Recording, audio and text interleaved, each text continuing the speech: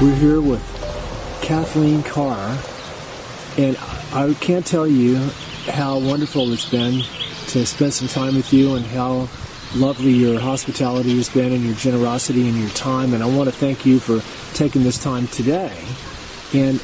So tell us a little bit about yourself, about your background. You're originally from Los Angeles. I was born in LA, and then when my parents moved to the East Coast, I was 5. So I grew to 5 to 12 on the East Coast, and then they moved back to California, Southern California. So I kind of grew up both coasts, bi-coastal, I guess you'd call it. Then went to University at UCSB Santa Barbara. And you studied photography there?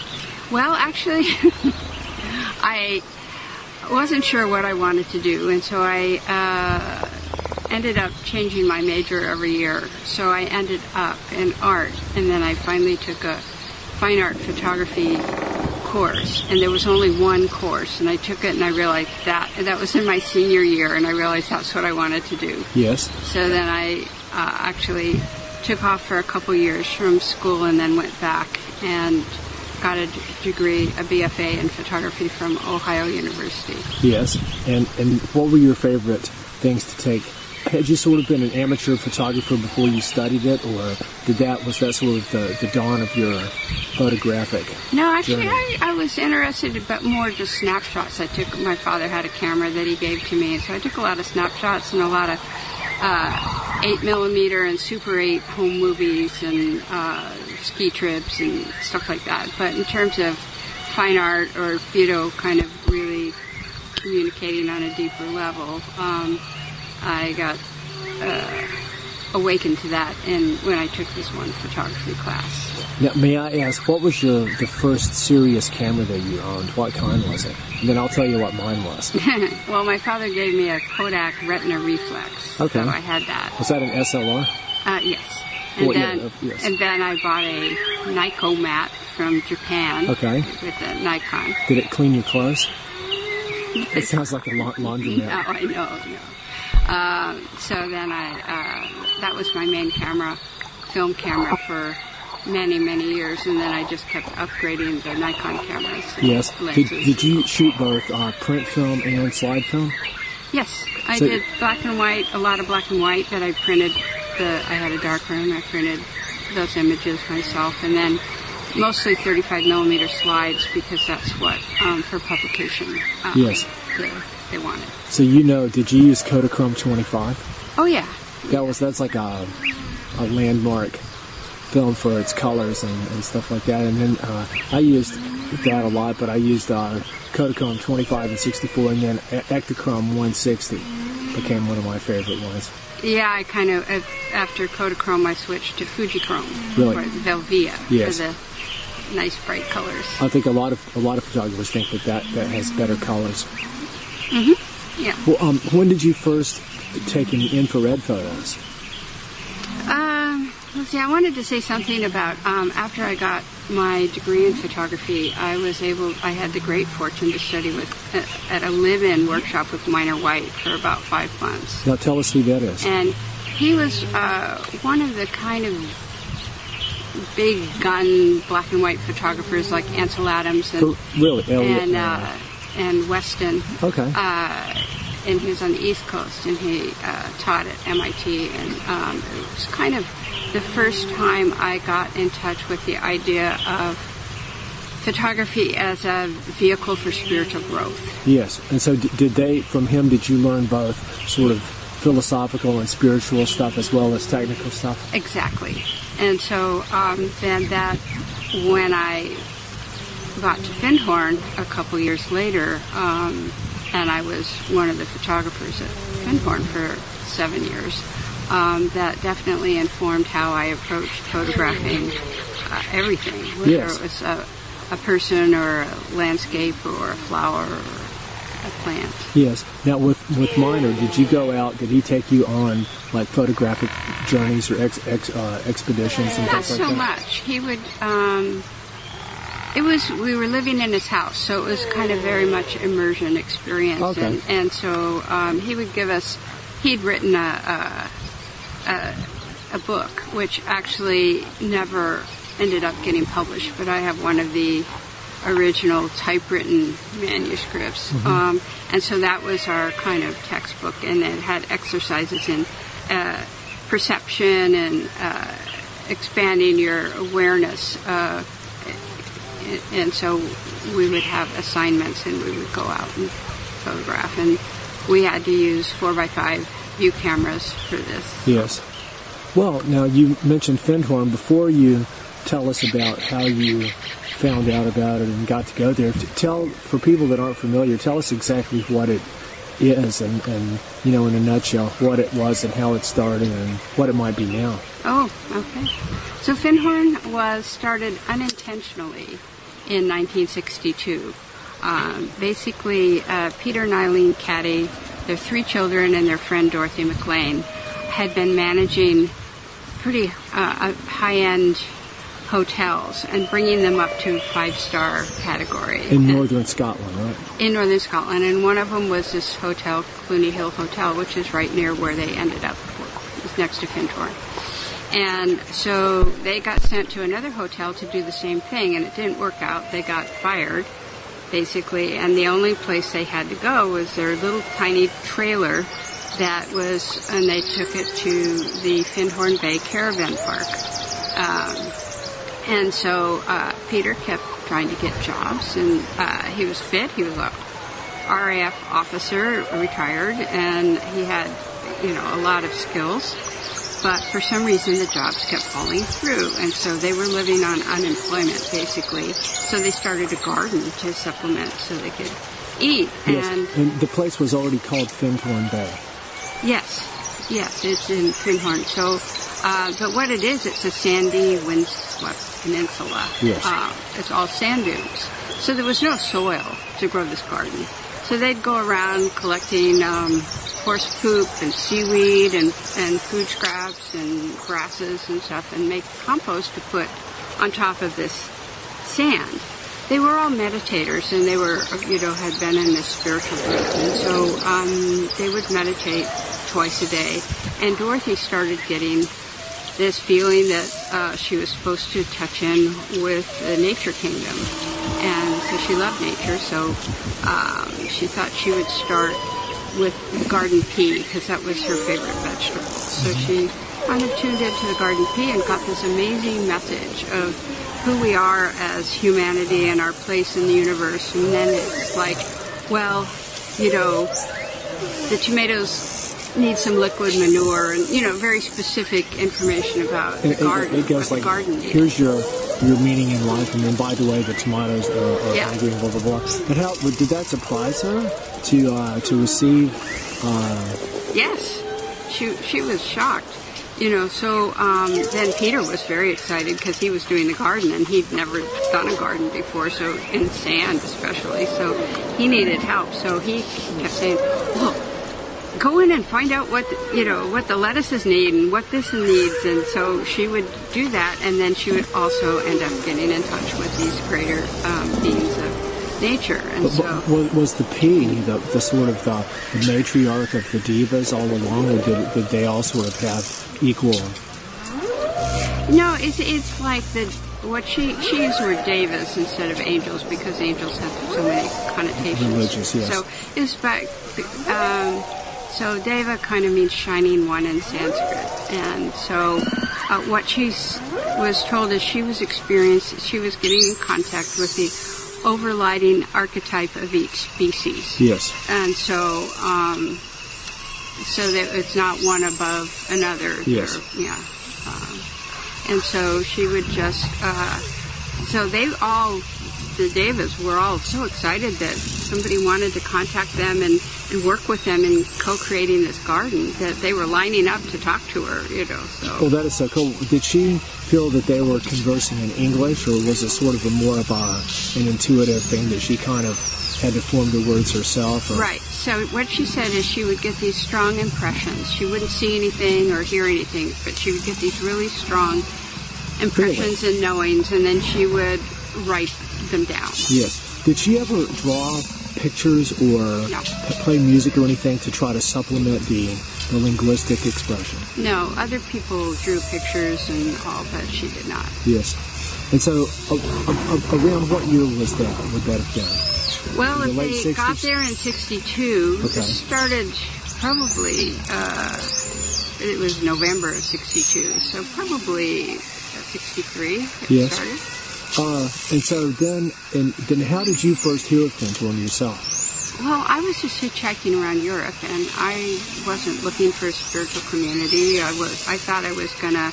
I bought some ski boots in Chamonix, and I thought I was gonna go back and ski because that's what I'd done the previous couple winters, so no, I wasn't looking for it. But I was at a Krishnamurti conference and met some people, and they had just spent 10 days at Findhorn. And so the vibration of the name intrigued me.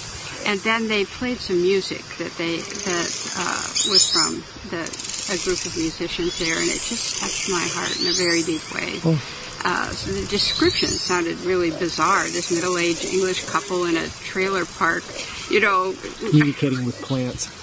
Yeah, but I was fascinated. Then a couple other friends I'd met in Europe or other places showed up, and one of them had a VW van, and so we went up and visited. Well, so it must have gone for a few years of just being like the gardens as they got it going and stuff, but then they eventually started creating a community, having other people come and having workshops and people come there and work, and that sort of all just kind of happened, kind of evolved. I mean, they certainly they were just trying to feed their family. Yeah. And then what happened was there was this miraculous growth in the sand. I mean, there was like 35-pound cabbages. Yes, that's one of the big legendary broccoli plants that would feed them for a week, and the hollyhocks, tall delphiniums and foxgloves, and all just phenomenal growth. And so somebody caught wind of it, and this educator named Sir George Trevelyan, and he mentioned it to some of his associates at the British Soil Association, and so they came up to test the soil, thinking, it's just sand with a quarter-inch of compost on it. It's going to be so deficient in so many things, and they did their tests, and it was deficient in nothing, and they couldn't believe it. And so Peter and Eileen were a little concerned about talking about working with the, nature kingdom, because they thought they would be laughing stock, but but the proof is in the pudding. But eventually, this man, Sir George, did convince them to say what was going on, and then people just started showing up, And when you went, did you go just to visit for a little while and then came back later, or did you just kind of stay? You kind of gravitated I ended up there. staying, pretty much. Well, what I did is I visited for a couple weeks and got permission to join the community, and then my parents had sent me some money, and I was in my early 20s, and a winter coat because it was October, Yes. and I had no coat. And this is like 50-some degrees north, right? This is in the same latitude as Moscow. Really? And so I decided I really better go meet these relatives in Norway and get the coat and the money, and then I came back and stayed there. Well, and so how long did you end up living at Findhorn for? 7 years total. I went in 2 different time periods. I stayed 2.5 years the first time, and then left thinking I was going to come right back. Got involved in actually living in a house with some other people that they had left as well. Yes. And stayed in the San Francisco Bay Area for a couple years, and then ended up going back for another 4.5 years. Yes. Now, at what point did they invite you, or how did you got involved in the very well-known book called The Magic of Findhorn, right? You did the photography for that. Well, not The Magic of Findhorn. I'm sorry. That was Paul Hawken, okay. and that didn't have any photographs in it. What's the one you did? The Findhorn Garden book. Yes. Yeah, and that was published by Harper & Row, and I did most of the photography for that. There was another guy, Will Elwell, who did some photography, and then, of course, the archives, some of the early pictures. Yes, and when I looked through there, I was just... well, actually, there's that other book called honoring the earth. To honor the earth. To honor the earth. But that's the one where Dorothy McLean did the text and Thomas Berry wrote the introduction and you did the photography? Yeah, it was actually, every now and then I just get this knowing that I need to do something. Yes. It's just like, I just know it. And that book is what I knew I needed to do. Did that come out of while you were at Findhorn too? Well, the idea of it started out at Findhorn, but Dorothy had already left and I was leaving soon. So basically I got in touch with Dorothy and she sounded like she'd like to be involved. And so basically I wanted to communicate, that it's possible to cooperate and even co-create with nature.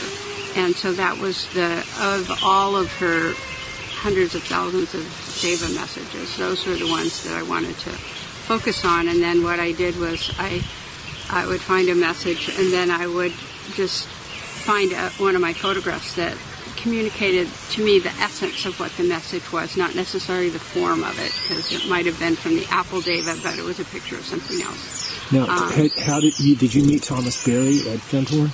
I did not. I've never met. Okay. I never met Thomas Berry. So when Dorothy and I had done the book, and we had, and Harper San Francisco was going to publish it, we were considering who to write. I think this was the foreword. I have to relook because I think Dorothy wrote the introduction or something. Anyway, so we were, I asked a number of people, but by that point I was living at Esalen, and so I was in touch with a lot of kind of bigwigs and people on the cutting edge of spirituality and physics and stuff. So, but then somebody suggested Thomas Berry, and so we both read some of what he'd written, and we went, oh, yeah. Yes, I can understand. Yeah, so I wrote him, and he was delighted, and so he wrote. Oh, that is so cool. So now explain how, did you sort of graduate from Findhorn to Esalen, or was there an overlap time, or did you learn of Esalen while you were at Findhorn, or were you some of the same people that might have come both places or something? Or? They had an exchange program. For real? One of the people at Findhorn had set up. He visited Esalen and talked to them and said, we're both spiritual communities dealing with the human potential movement, and we could learn a lot from each other. So why don't we have this exchange program where every year several people would come, we'd swap places, they'd stay in the other person's accommodation and swap. So now, didn't you tell me that both Findhorn and Esalen were practically founded at the exact same time? Yeah, 2 days apart in 1962. That's so freaky. Yeah. They're like twins. In a way. Identical twins. Not identical. But not identical at all. Maternal twins or something. Yeah. Don't push genealogy too far. Exactly. But yes. So, Esalen was November 15th, 1962, and Findhorn was November 17th. So now tell us about what is Esalen. Well, Esalen is it's a workshop center. It is a community, but it's a community as a byproduct of offering the workshops to the public. Yes, I'm located in Big Sur, California. In Big Sur, California. Wasn't that the name of a Native American tribe from that area? Yes, the Esalen Indians, spelt differently. How did they spell it? Esselen. Okay. So, anyway, that's how I ended up going to Esalen, because two photographers came from Esalen to work with me and the other person in the photography department at Findhorn. And so we worked together, and they just said, you have to come over to Esalen. So they basically arranged that for me to come the following year. Had you been to Big Sur before? I'd been through Big Sur, but I had never stopped at Esalen. Yes. Big sign, by reservation only. Yes. And I didn't have the money to do anything like that. Yes, that is so cool. So when you first went there, now there was a guy, I remember a guy, I never met him, but I think he was one of the founders named Richard Price. Yeah. And there were some other names, a guy named Michael Murphy, mm-hmm. Murphy. No, Michael Murphy is Price. But Michael Murphy is not the same guy that's made the chemtrail films, is it? No, I don't think so. Okay. No, he wrote a book called Golf in the Kingdom and a couple other books. But now I remember names. I did a couple of workshops at Esalen in the in 1978 with Dr. John Lilly and his wife Tony and Fritjof Capra. But it had already existed for a long time. But one of the biggest names I kept hearing was Alan Watts. And so he had been, I don't think he was still, he might have even passed away by the time I went there, but he was one of the more legendary people. But you would have met all kinds of people that were, like, for example, Abraham Maslow. No, I did not meet Maslow. Okay. That was before my time. Okay, but you think he was one of the original sort of human potential psychologists, and then, but people like Stanislav Grof, and a whole list of people, and then later on people like Rupert Sheldrake, and but who were some of your most influential contacts that you made there, or powerful? What kind of effect? Like if Findhorn is founded on communicating with the plant kingdom and being with nature, how would Esalen's thing contrast with that? It's more about people and our psychology and stuff. Yeah, my experience is at Findhorn, everyone was, the focus was operating on the higher chakras, the heart chakra, speaking with awareness, and all about creating harmony, learning to follow your own intuition, but seeing that you're part of a larger whole, and so that you're contributing your piece to the larger whole. So there was the emphasis on the well-being of both the individual and the greater whole. So when I got to Esalen, when I was there, it seemed that the focus was more on people learning how to claim their own power. It would have made more sense to go to Esalen first and then Findhorn, but yes. Yeah. So it was like I had to all of a sudden realize I'm in an environment where I had to put up some protections and be a little more competitive or defensive. Yes. So it was definitely a different experience, but there's certain things in common is all the human potential and transpersonal workshops and the sense of community, because there were 125 people on various staff positions. So at Esalen? Yeah, including work scholars, and also there are people that would come for a program for a month or 2 or 3. How about at Findhorn? How many people there? Well, when I got there was 120 people. So about the same. When I left, there was 350 people. Really?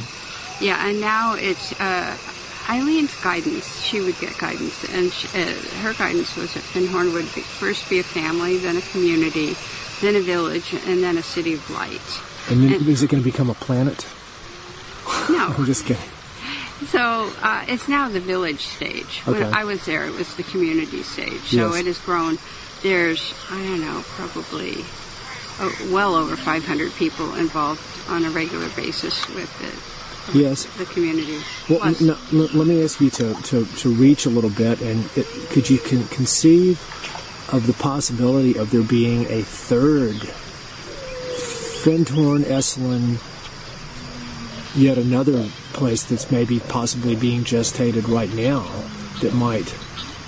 I never thought this thought until this very second, but maybe there are other places that are kind of like that. Oh, there are other places. In fact, when I was at Findhorn, there was somebody had this vision of seeing this triangle of light connecting Findhorn, Oroville in India, and Arcasante in Arizona.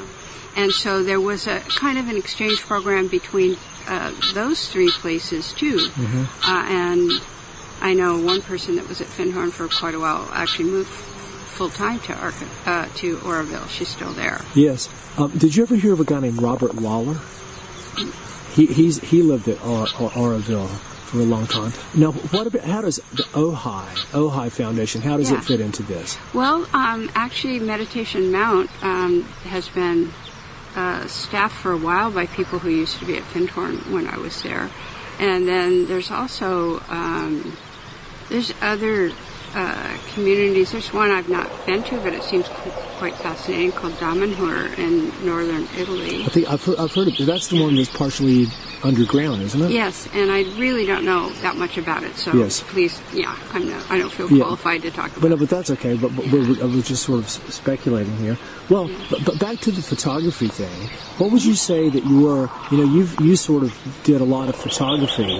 That would be one of your main contributions at Findhorn and probably Esalen, but also on many other wavelengths of your own exploration and development and stuff like that. But what would you say then and now your basic philosophy of photography is? Like sharing the beauty and power of nature, or you kind of touched on it a little before from your time with Minor. Yeah. I mean, for me, it's kind of seeing the divinity in all of life and hopefully wanting to express that so that other people can see and experience that, and to honor the earth and all who live upon it. A lot of people say that they feel that I capture a real spiritual dimension in my photography. I feel that. So that's very nice to hear.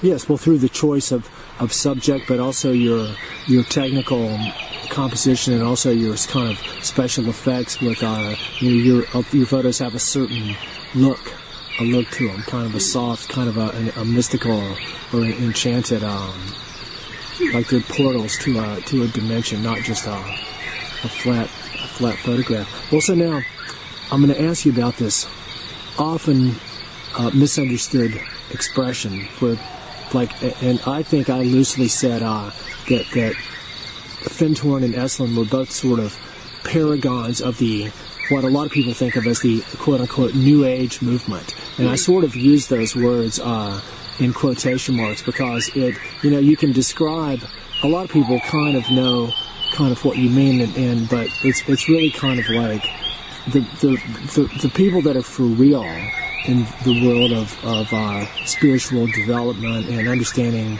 ancient esoteric psychologies and the cultures of other, people. A lot of people don't like that expression, but so tell us why.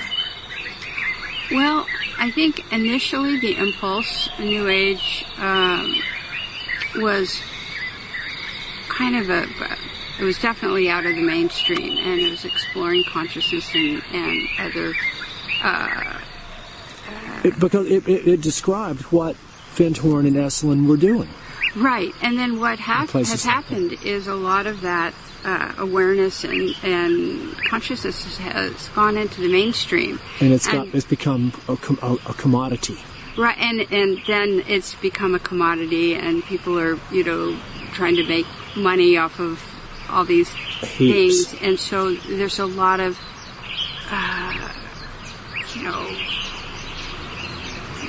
trying to think of the word that, it's not necessarily ethical stuff. And, yes. And, well, it's just it's become a marketing category. Yeah, and so those of us that were at Findhorn in the 70s and were, pretty involved there, a lot of us have stayed in touch, and we're just kind of we don't use that term particularly at this point. I mean, for me, and for a lot of us, it's, we did all the workshops and learned all the stuff, and now the main job is to integrate it into everyday life and how you spend your time, what you're thinking, what you're doing, how you're doing it. Are you living with integrity and authenticity? So what it's really all about, all along, it's like determining what one's highest spiritual path is and finding it and being on it and maintaining it. And a lot of these different, sort of techniques and knowledge and wisdom systems and stuff are all sort of different means to achieve that, right? You mean the marketing stuff? No. I mean the real aspects of all say like all the stuff we've learned from India and from ancient China, and all the different cultures that a lot of the quote unquote New Age stuff seems to have drawn on. But the real purpose of it is because if you take the stuff that's real, it really can help you formulate what your own highest path can be in this life. Right, and I think for me, finding what truly resonates, that speaks truth to me, and following that, which may not be somebody else's path. Exactly. But so for me, I've kind of moved a little more away from ceremony and ritual, because I realized for me, being spontaneous in the moment and just connecting with nature or, other beings directly just seems more kind of my style. Yes. Rather than to formalize it into some ritual where I go and certain things have to be done in exactly and charge a certain people way. People are paying $1,000 to come and see you talk, and then they're going to buy your book and your DVD. But we have to say that there is a place for marketing, because otherwise, if you've got a beautiful book of photographs or a DVD of music or something like that, you've got to get it out there to people, and there's nothing wrong with that. No, I was just talking about that personally, I've kind of moved away from the more formal ceremony aspect that a lot of people are really into. Yes. Because and I certainly respect it, but for me, I realized it's not kind of how I operate in the world. Yes. And so I'm kind of more, I like to say, my church is nature. And we're in it right now. We're in church. Absolutely. That is so beautiful. Well, so let's get on to my favorite beings on this whole planet, the whales and dolphins.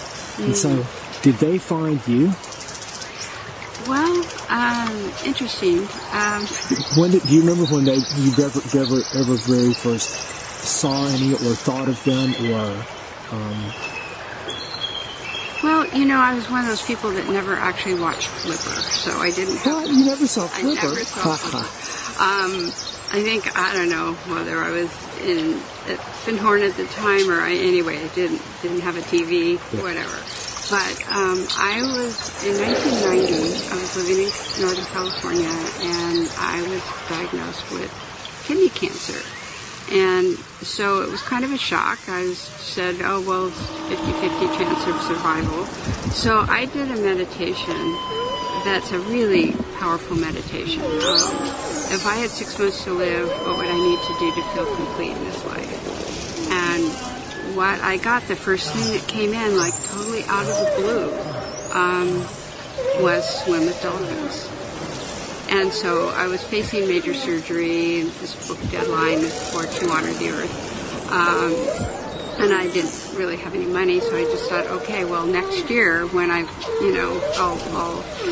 investigate this, because I thought the only place you could swim with dolphins was captive dolphins in the Florida Keys. So then a friend who lived in Hawaii offered to set up a book tour and workshops for Dorothy and I for To Honor the Earth. And so we were over in Oahu, and someone came over to where we were staying and said, if you're going to the Big Island, you need to look up Jonah Ocean. She swims with wild dolphins and is in telepathic contact with them. So Dorothy and I both, came to attention, got her phone number, and then called her when we got here. And so she took us out. Well, actually, Dorothy had cut her eye right above on the car door, so she couldn't wear a mask and go in the water. But I went out and swam with the dolphins, and that kind of changed my life. Now, tell us about what was that like? Well, was that at Two-Step? No, it was Kealakekua Bay. Okay. But those particular experiences didn't change my life, although I felt something. But I knew I needed to return and swim with them more. And it was when I came back. After the book was out, the To Honor the Earth, I don't know whether after a big project or a big thing where you're just totally occupied with something, and then after it's all over, sometimes you kind of sink into a bit of a depression. And so I was feeling really down, and it was like I was feeling that all my life force was streaming out my fingertips, and I couldn't get it back. And then after swimming with the dolphins the second time when I went, I noticed they got me back in touch with my joy and my juice. And so that was a real transformation, and I do believe they were helpful in my greater healing. I cannot say, oh, they cured me of cancer, because I had surgery and I went on a 5-year immunology program and I started swimming with the dolphins. So I think it was all of it, But they certainly got me back in touch with my joy and my juice for living. Yes. Were they? Did they have anything to do with your decision to move here to the Big Island? Oh, absolutely. Yeah. So that's one of the reasons I moved here.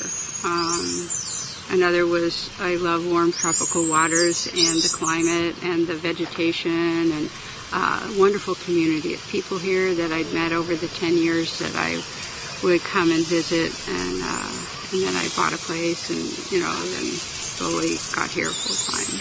Yes. It's so cool.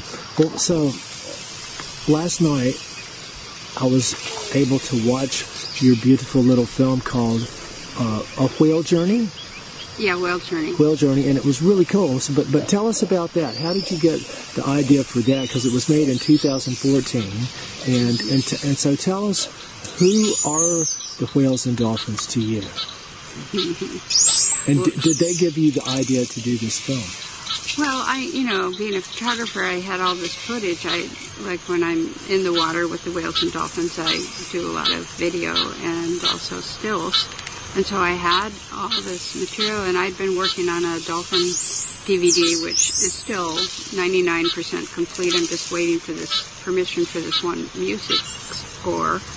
But what will it be? Is it just underwater footage of dolphins? Mm-hmm. Yeah. Will it have talking? I don't know. See, that's the part. With the Whale Journey, I used some quotes from basically scientists. Yes. Because I wanted it to be credible, but at the same time, I wanted the whole experience to be a meditation and a way to go deeper into connecting with the whales. And so I had some friends who are musicians compose an original score for it, and then just using quotes so that it wouldn't be somebody talking over the whole experience. Like David Attenborough. Well, he does wonderful work, but I wanted a different experience. To me, it's so, the whales and dolphins, we could talk about this for hours, but they communicate in many different ways at extremely high levels of complexity and sophistication. But to me, it's improper to say that they use language, unless you want to define language very broadly as a system of communication, but I think that a lot of times so much of human behavior is rooted in talking. Please forgive me for talking right now, but you see what I'm saying? I think a lot of my approach to the whales and dolphins is to listen to their sounds. Yeah, well, there's been a lot of scientific research, more so lately, that they're discovering that they have a very sophisticated language and communication system, much more sophisticated than ours, and it's going at a speed that is a lot faster than ours too. Plus, they have multiple channels simultaneously. Yeah, but also if they slow it down, yes, then they start seeing more things up. And then they also have their sonar, which is also communication. So, didn't you tell me that you got to meet Dr. Roger Payne one time? Oh, well, a long time ago, I went to a conference that he spoke at, so okay. I don't know I was able to meet John Brewery a number of times, both at Esalen and also here. Yes, and what did you think about him? Well, it was interesting because we were both sitting in front of John Ocean's house, and I was reading his book, and he was Which sitting one? there. Oh, I think it was the first one, Man and the Dolphin, or whatever, which there's a new edition of, which I got from his son, actually. Philip Bailey? Yeah, I think that's his name. So got another whole section to it. What did you talk with Louis about? He probably liked you because you were an attractive blonde woman. No, we didn't actually talk a lot. It was more just sharing space. But did you find that he had kind of a prickly vibe? Well, very private vibe. Yes. Very private vibe. So I'm not the type of person to barge into exactly. people's spaces. Well, when I met him, we were doing workshops at Esalen, but even when he was doing the workshop, he still seemed like it was kind of a struggle for him to come back down into his body. But after reading he gave me a copy of his autobiography called The Scientist, which talked about all his experiences with ketamine. And I think this was still when he was still doing that. Oh, yeah. And you could really tell. I mean, I see all this in hindsight, but yeah, he was I still consider him to be one of my very most important teachers. But and so you're going to have a new film about the dolphins. Well, if I finish it, I mean, I have so much excellent footage of the dolphins. So I really would like to finish it. Just that, current projects and things that need attention arise constantly. So it's a matter of priorities. Yes. Yeah.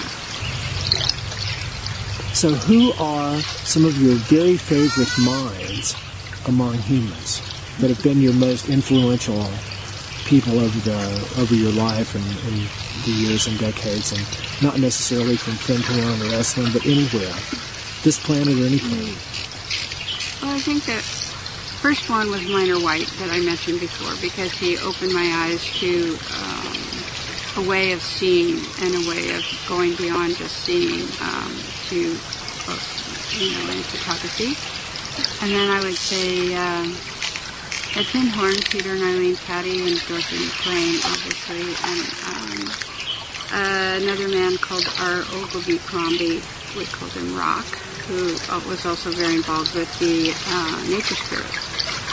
And then I would say at Esalen, Joseph Campbell, I got to know him pretty well. Did you? The legendary mythology guy. Yes. For real? In fact, he says I took those photographs of him that were taken. So tell, what was he like? He was great. I mean, he would give these a lot of workshops at Esalen, but then he was quite engaging to speak to, and he had his 80th birthday there, and so it was so funny. I have these pictures of him surrounded by all these women and all these bottles of whiskey on the table. So, let's see. Did he have any certain favorite sort of mythological themes that he specifically liked to talk about, or certain insights into? Well, Bill Moyers did a wonderful series called The Power of Myth with Joseph Campbell, and it was, I thought he did just such an excellent job of, but I think one of the ones is the Holy Grail myth, where... Monty Python? No. No, where each night went into the forest alone where there wasn't already an established path. And that we each have our own journeys, and it's not about following in the footsteps of somebody else. It's finding our own way and finding out, what that Grail experience means to us, Yes. Well, now, may I ask you something? This may or may not be the best place to, but with respect to Joseph Campbell, did he ever talk about his beliefs about what our society, we call it death, but I don't really think that's the best word. What the ancient Egyptians called it coming forth by day, which to them was an awakening. But did he ever have any? Did he ever talk about that in his writings, or because it's such a profound aspect of living? I'm not I don't remember. You mentioned that you also really liked Paramahansa Yogananda, and to me, I read his book, Autobiography of a Yogi, many, many, many years ago, but I could hardly put it down. It was such a good book. And when you just look at that picture of him and the light in his eyes, and to me, I mean, this is just based on my limited knowledge, but to me, he's the most real of any of the quote-unquote gurus, or whatever you want to call them, that have come into the West from India. But so now tell us about how you came onto his work and how his work has affected you. Well, I'd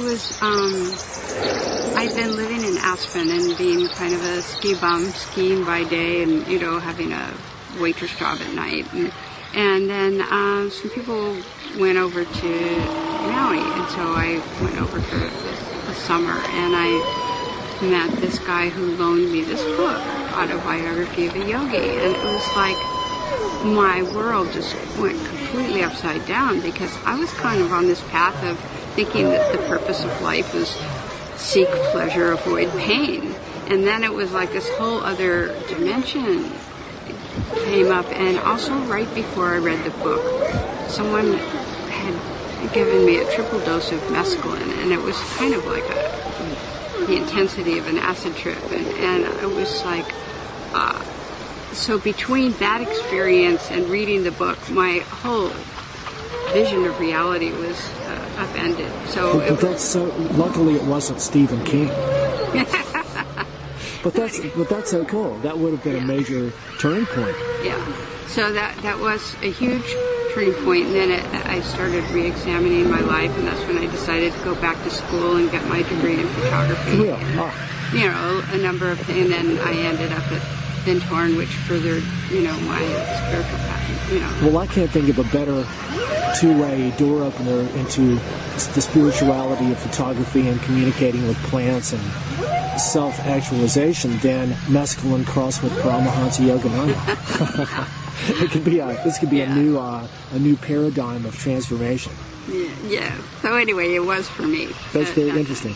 And then I was thinking, who else has had a real influence on me and my path in life? And you know, Joan Ocean has. I mean, she's a friend too, isn't she? She's a friend, but you know, I've known her since 1991, and I have never seen her say a bad word about anybody. She always seeks and accentuates the positive in every situation, and I just think she has so much integrity. I don't share the same types of experiences she has with other dimensions, but I totally believe, just knowing her and how integrous she is. Well, she does have. I totally believe that is her experience. So yes. Well, when I met her, when you took me up to her house a few weeks ago, and I saw her eyes, the first thing I said to her was like, "You got amazing looking eyes. They reminded me of a dolphin's eyes."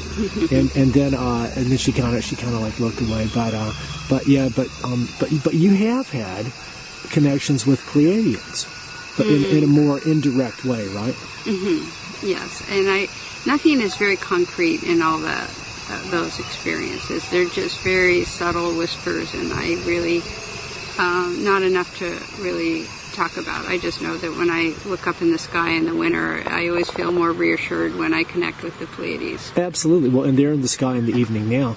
Yeah. My own thing, I think a lot of the UFO cult people and all that kind of stuff, I mean, everybody is entitled to their own reality, and even if other people are paying thousands of dollars to come and, you know, like hope they get abducted, you know, or whatever it is that they're doing, that's their choice, you know, and it's all this game that people can play. But to me, I think that there's life and consciousness and intelligence permeating every dimension of the universe, but we tend to project our own anthropomorphic patterns and structures onto it all. And I go like, but look, why on earth is a being from another planet going to look like us, only with like mutated grooves on our face? You know, like in Star Trek. Why would it even be visible? You know, so I go like it's like, you know, I go like, you know, show me an alien that I can shake hands with, and then I'll believe it. But I certainly honor everyone's feelings and everyone's path. And like we talked about before, the whales and dolphins are truly an extraterrestrial intelligence. Extraterrestrial meaning land, not planet Earth. But they're, you know, but who knows where they actually may have come from. You know, true. But it's very, you know, like, but we're in space right now. We don't actually have to go to space; we're already there.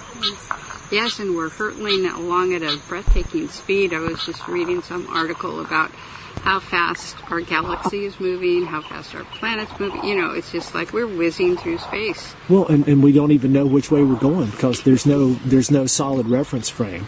Did I tell you that I've been reading this book called A Short History of Nearly Everything by Bill Bryson? Right. You would love that book. I know. If you ever had time to read it. I do have time to read. I do read. I read it before I go to bed every night. Yes. Bill Bryson is a fantastic writer, and I really want to read this book. Yes. Well, now, who was the third person? Okay, so the third person current in my life is one of my teachers in Maui. I kind of became part of the Sufi community. Oh, for real? For me, it's the closest thing to what Findhorn was like. It's a service, the path of the heart, and of service, and focusing on celebrating life, and living in harmony and love and joy.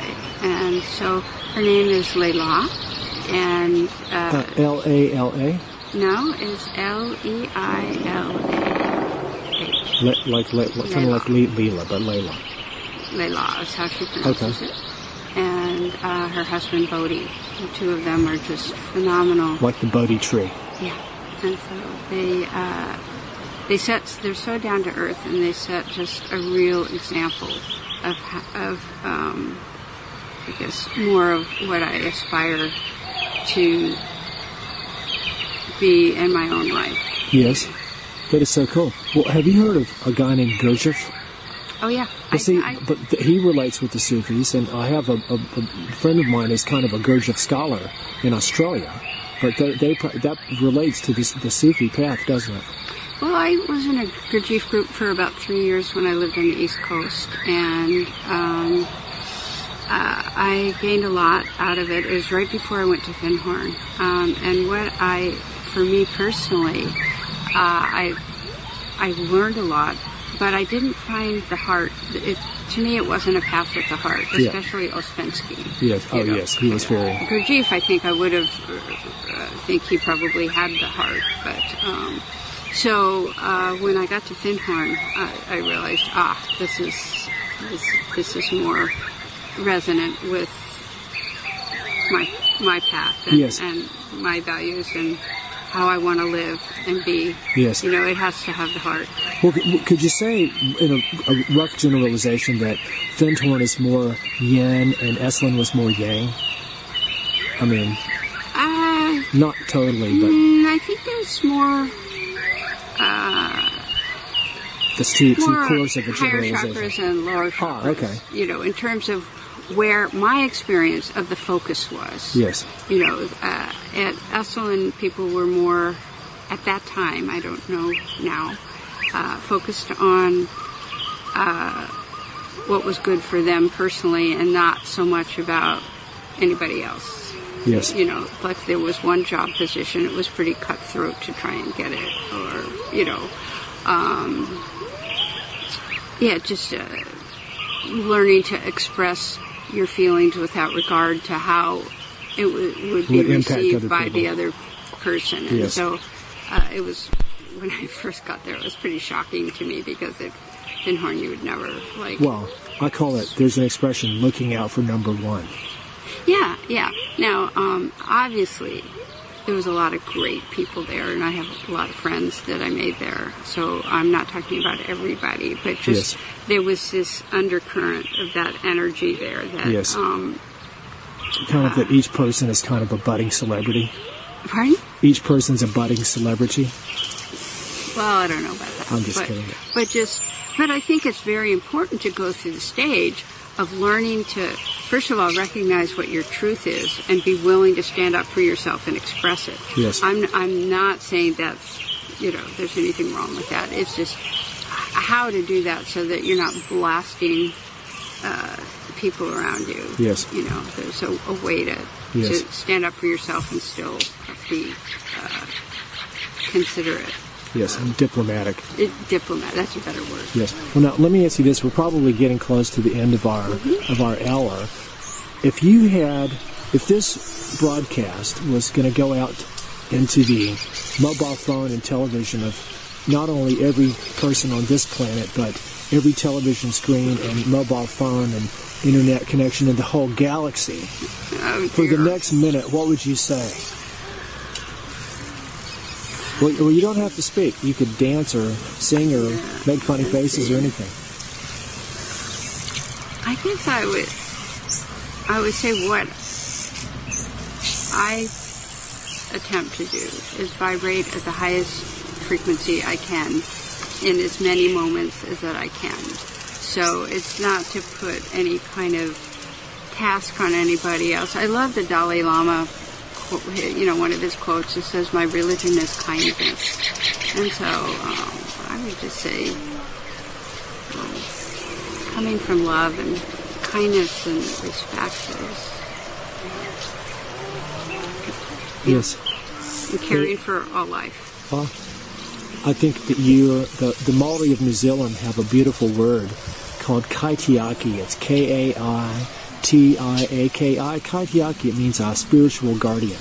And I think that you're truly a kaitiaki of Ohana Moana and of what the Lakota would call Mitikaye Oyasin, all of our relations, our family of life. Mm-hmm. And Kathy, I really want to thank you for everything. It's been so lovely hanging out with you, and thank you for this time. And maybe we can do another interview sometime. But just in the last 30 seconds, how can someone order some of your beautiful coffee mugs? These tell us your website. www.KathleenTCarr.com. I don't have the mugs on the website yet. But they will be. But they're really cool. When you heat them up, the image appears, and then when it cools down, they disappear. But yeah, you've got some beautiful photography, and people can order your prints and DVDs and stuff like that. Mm-hmm. Okay. Look, thank you. This is Jeff Phillips Wefferson signing off for On the Brink Radio. Thank you, Kathy. Oh, thank you. There was another sort of legendary maverick of the mind that lived here on the Big Island named Terence McKenna, who I sort of likened to be kind of like a psychedelic guru, kind of like Timothy Leary of the Next Generation. And he was big on DMT, but he had a lot of, he was quite a very insightful mind and a very, a scientifically rigorous intellect. But yesterday I was hanging out with Douglas Webster, who we know, and he said he thought that Terence McKenna, when he lived here, he lived up on the mountain, and he had an ultra-fast broadband internet connection that nobody else had, that he got through some kind of connections he had with the military or something like that. And I was talking about how, he died of brain cancer, but he wasn't that old.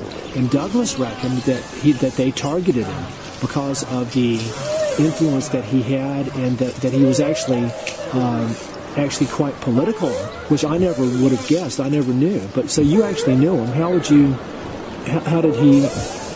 What kind of person was he in terms of how you knew him?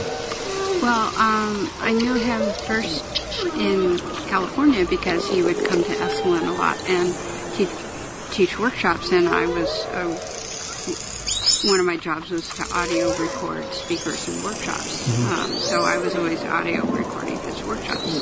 And I would love it because whether I agreed with what he was saying or not, I just loved that he would stretch my mind and my way of thinking into realms that I would never have traveled on my own. And like a helium balloon. Well, I don't know, but one of his quotes that he would say, which, and I can't remember who originally said this quote, but he would quote them. And it was like, the universe is not only stranger than we suppose, it's stranger than we can suppose. I can tell you who originally said that. Oh, good. J.B.S. Haldane. Yeah. But that's good. That's a very good one. And so that's what Terence did for me. And the quality of his voice and the way he would talk would be so mesmerizing. So because I recorded so many workshops, I have a gazillion cassette tapes of him talking, and pretty